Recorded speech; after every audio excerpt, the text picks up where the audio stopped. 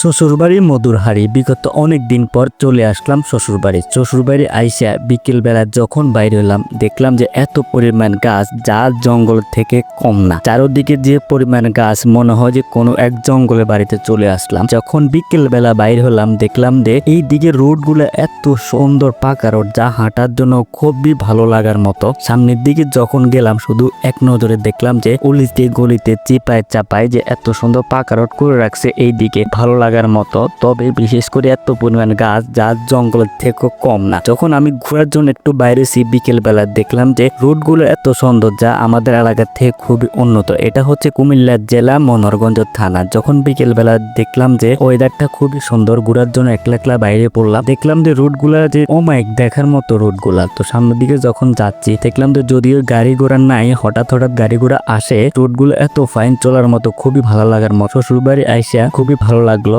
এতটুকু, সবাই ভালো থাকবেন। আসসালামু আলাইকুম।